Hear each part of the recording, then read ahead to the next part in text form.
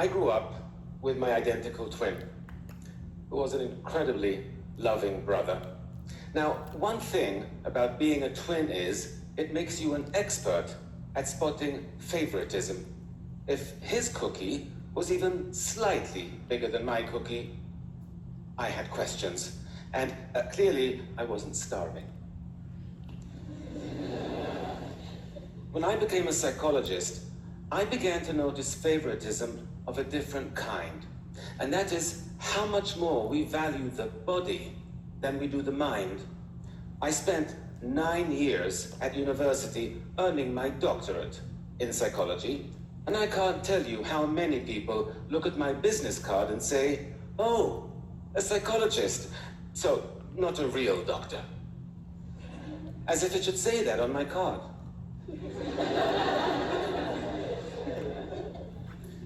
This favoritism, we show the body over the mind. I see it everywhere. I recently was at a friend's house and their 5-year-old was getting ready for bed. He was standing on a stool by the sink brushing his teeth when he slipped and scratched his leg on the stool when he fell. He cried for a minute, but then he got back up, got back on the stool and reached out for a box of Band-Aids to put one on his cut. Now, this kid could barely tie his shoelaces, but he knew you have to cover a cut so it doesn't become infected, and you have to care for your teeth by brushing twice a day. We all know how to maintain our physical health and how to practice dental hygiene, right? We know it since we were 5 years old. But what do we know about maintaining our psychological health? Well, nothing. What do we teach our children about emotional hygiene? Nothing. How is it we spend more time taking care of our teeth than we do our minds? Why is it our physical health is so much more important to us than our psychological health?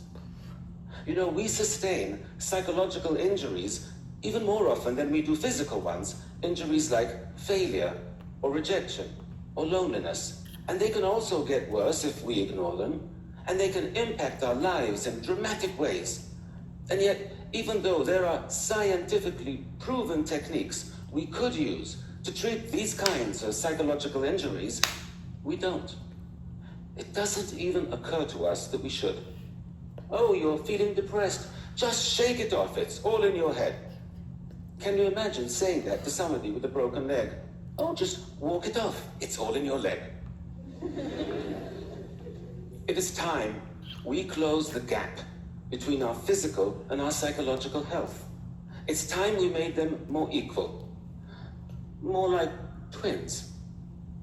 Speaking of which, my brother is also a psychologist, so he's not a real doctor either. We didn't study together though. In fact, the hardest thing I've ever done in my life is move across the Atlantic to New York City to get my doctorate in psychology. We were apart then for the first time in our lives, and the separation was brutal for both of us. But while he remained among family and friends, I was alone in a new country. We missed each other terribly, but international phone calls were really expensive then, and we could only afford to speak for 5 minutes a week. When our birthday rolled around, it was the first we wouldn't be spending together. We decided to splurge, and that week we would talk for 10 minutes. I spent the morning pacing around my room, waiting for him to call, and waiting, and waiting. But the phone didn't ring. Given the time difference, I assumed, okay, he's out with friends, he'll call later. There were no cell phones then. But he didn't. And I began to realize that after being away for over 10 months, he no longer missed me the way I missed him. Now, I knew he would call in the morning, but that night was one of the saddest and longest nights of my life. I woke up the next morning. I glanced down at the phone, and I realized I had kicked it off the hook when pacing the day before. I stumbled out of bed, I put the phone back on the receiver, and it rang a second later. And it was my brother. And boy, was he pissed. It was the saddest and longest night of his life as well. Now, I tried to explain what happened, but he said, I don't understand. If you saw I wasn't calling you, why didn't you just pick up the phone and call me? He was right. Why didn't I call him? I didn't have an answer then. But I do today, and it's a simple one. Loneliness. Loneliness creates a deep psychological wound, one that distorts our perceptions and scrambles our thinking. It makes us believe that those around us care much less than they actually do. It makes us really afraid to reach out, because why set yourself up for rejection and heartache when your heart is already aching more than you can stand? I was in the grips of real loneliness back then, but I was surrounded by people all day, so it never occurred to me. But loneliness is defined purely subjectively. It depends solely on whether you feel emotionally or socially disconnected from those around you, and I did. There is a lot of research on loneliness, and all of it is horrifying. Loneliness won't just make you miserable, it will kill you. I'm not kidding. Chronic loneliness increases your likelihood of an early death by 14%. 14%. Loneliness causes high blood pressure, high cholesterol. It even suppresses the functioning of your immune system, making you vulnerable to all kinds of illnesses and diseases. In fact, scientists have concluded that taken together, chronic loneliness poses as significant a risk for your long-term health and longevity as cigarette smoking. Now, cigarette packs come with warnings saying this could kill you, but loneliness doesn't. And that's why it's so important we prioritize our psychological health, that we practice emotional hygiene. Because you can't treat a psychological wound if you don't even know you're injured. Loneliness isn't the only psychological wound that distorts our perceptions and misleads us. Failure does that as well. I once visited a daycare center where I saw 3 toddlers play with identical plastic toys. You had to slide the red button and a cute doggy would pop out. One little girl tried pulling the purple button, then pushing it, and then she just sat back and looked at the box with her lower lip trembling. The little boy next to her watched this happen, then turned to his box and burst into tears without even touching it. Meanwhile, another little girl tried everything she could think of until she slid the red button, the cute doggy popped out, and she squealed with delight. So, 3 toddlers with identical plastic toys, but with very different reactions to failure. The first 2 toddlers were perfectly capable of sliding a red button. The only thing that prevented them from succeeding was their mind, tricked them into believing they could not. Now, adults get tricked this way as well, all the time. In fact, we all have a default set of feelings and beliefs that gets triggered whenever we encounter frustrations and setbacks. Are you aware of how your mind reacts to failure? You need to be. Because if your mind tries to convince you you're incapable of something and you believe it, then like those 2 toddlers, you'll begin to feel helpless and you'll stop trying too soon, or you won't even try at all. And then you'll be even more convinced you can't succeed. You see, that's why so many people function below their actual potential. Because somewhere along the way, sometimes a single failure convinced them that they couldn't succeed, and they believed it. Once we become convinced of something, it's very difficult to change our mind. I learned that lesson the hard way when I was a teenager with my brother. We were driving with friends down a dark road at night when a police car stopped us. There had been a robbery in the area and they were looking for suspects. The officer approached the car and he shined his flashlight on the driver, then on my brother in the front seat, and then on me, and his eyes opened wide and he said, "Where have I seen your face before?" And I said, "In the front seat." But that made no sense to him whatsoever, so now he thought I was on drugs. So he drags me out of the car, he searches me, he marches me over to the police car, and only when he verified I don't have a police record could I show him I had a twin in the front seat. But even as we were driving away, you could see by the look on his face, he was convinced that I was getting away with something. Our mind is hard to change once we become convinced. So it might be very natural to feel demoralized and defeated after you fail, but you cannot allow yourself to become convinced you can't succeed. You have to fight feelings of helplessness. You have to gain control over the situation. And you have to break this kind of negative cycle before it begins. As a therapist myself, I know how important it is to be able to have someone that you can talk to about your problems, to bounce ideas off of, process your traumas and your stressors, especially when life is getting out of hand. And although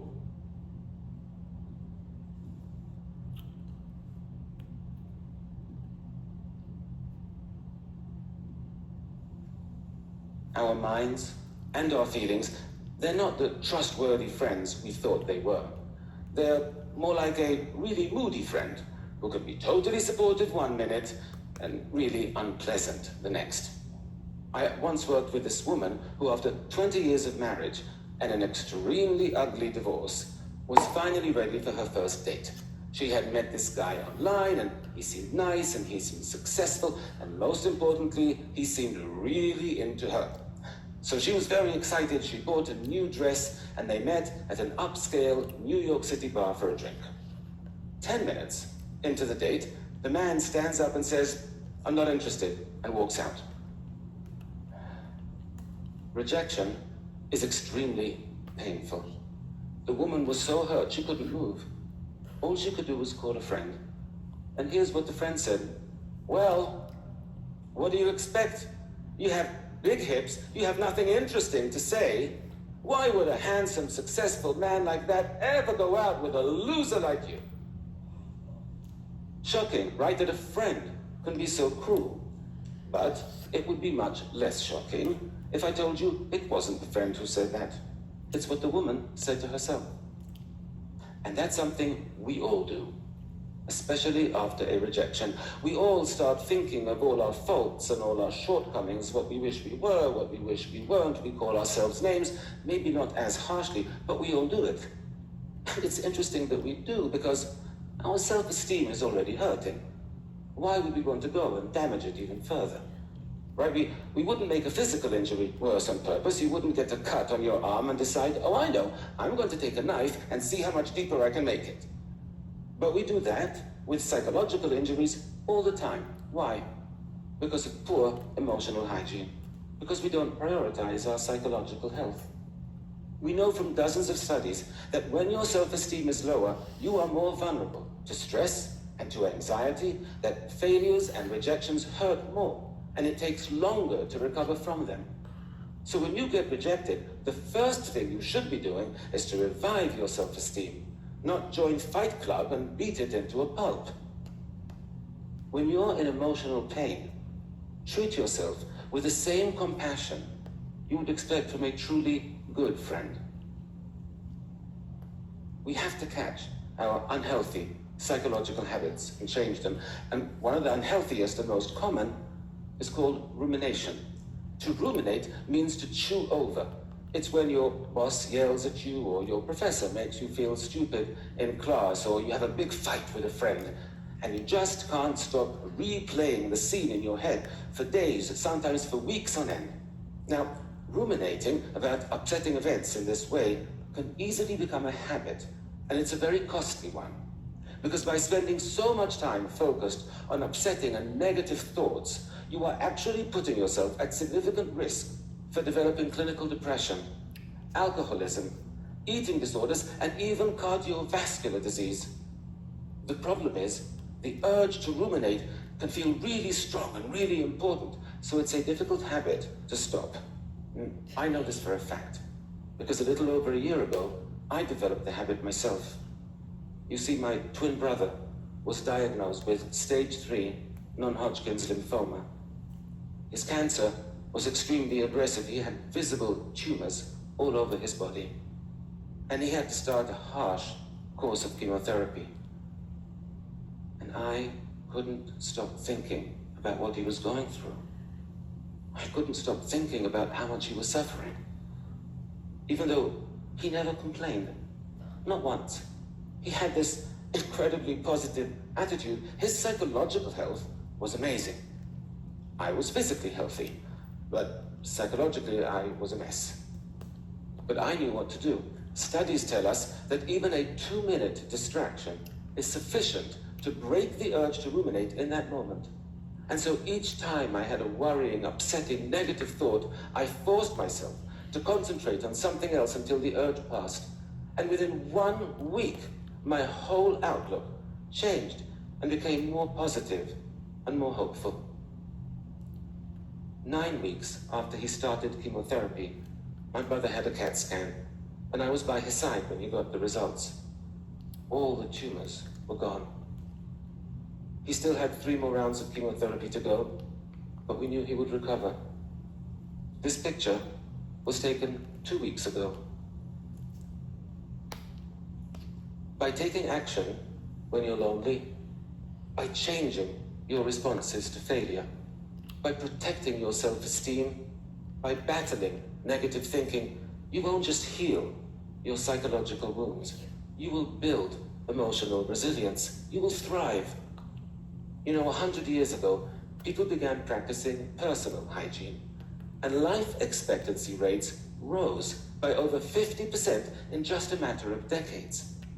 I believe our quality of life could rise just as dramatically if we all began practicing emotional hygiene. Can you imagine what the world would be like if everyone was psychologically healthier? If there were less loneliness and less depression? If people knew how to overcome failure? If they felt better about themselves and more empowered? If they were happier and more fulfilled? I can, because that's the world I want to live in. And that's the world my brother wants to live in as well. And if you just become informed and change a few simple habits, well, that's the world we can all live in. Thank you very much.